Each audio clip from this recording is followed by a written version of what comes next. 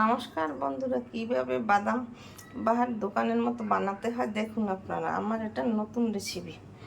আমি বাদাম এনে তারপর ভেজে তারপর তার ছোলা তুলে নিয়েছি। ছোলা তুলে নিয়ে পরিষ্কার করে এইভাবে দেখুন তৈরি হয়ে গেছে।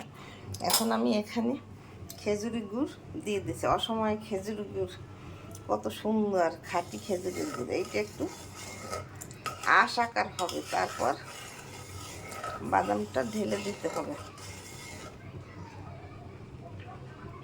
এখনো হয়নি,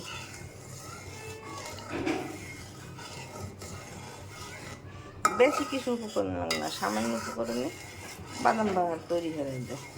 আপনার ঘরে বসে দোকানের মতো বানিয়ে খেতে দারুণ টেস্ট হয়। দোকানটা কিনে খাবেন কী করতে।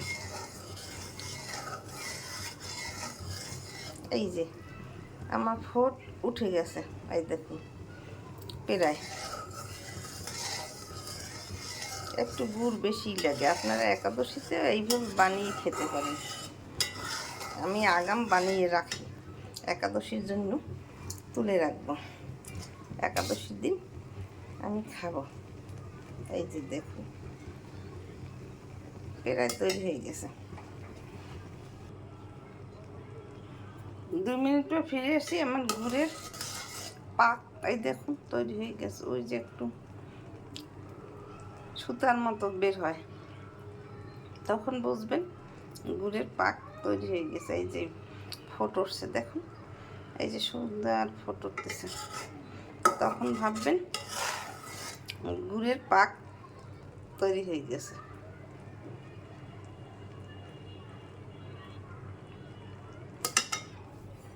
এখন বাদাম ঢেলে দেব।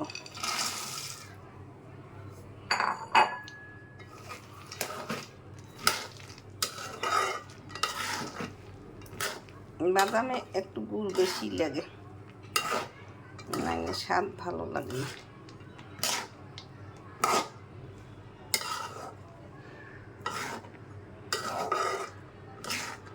নতুন নতুন ভিডিও পেতে আমার চ্যানেলটিকে সাবস্ক্রাইব করে দিন,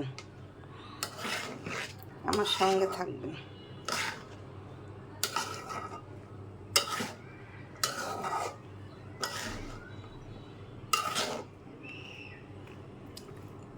এটা পাক তৈরি হয়ে গেলে আমি এই প্লেটে নামিয়ে নেব।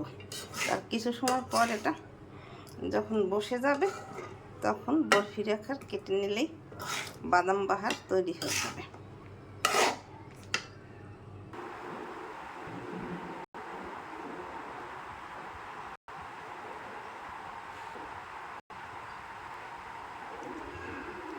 আমি আর একটা থালায় তুলে নিয়েছি।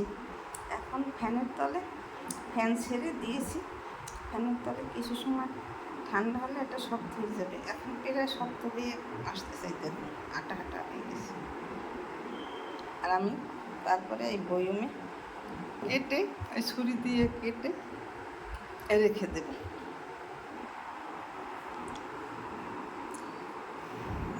আমার বাদাম বাহার তৈরি হয়ে গেছে দেখুন। এইভাবে আমি কেটে নিয়েছি, এইভাবে গোল গোল করে বা চৌকো করে কেটে নিলেই তৈরি হয়ে যাবে। একটা খেয়ে দেখি কি স্বাদ হয় দেখুন। সেই কি স্বাদ!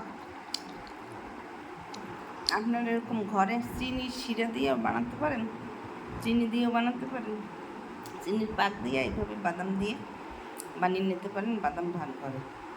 আমি গুড় দিয়ে বানিয়েছি, গুড়ের স্বাদটা অন্যরকম, চিনির স্বাদটা অন্যরকম, তাই আমি গুড় দিয়ে বানাই। আপনারা এরকম ঘরে বানিয়ে খেয়ে দেখবেন, খেতে খুব সুস্বাদু লাগবে। দেখুন দেখতে কত সুন্দর, খেতেও খুব দারুণ টেস্টি হবে। নতুন নতুন ভিডিও পেতে আমার চ্যানেলের সাথে থাকবেন। আমার ভিডিও ভালো লাগলে লাইক কমেন্ট শেয়ার দিয়ে পাশে থাকবেন। ধন্যবাদ, থ্যাংক ইউ।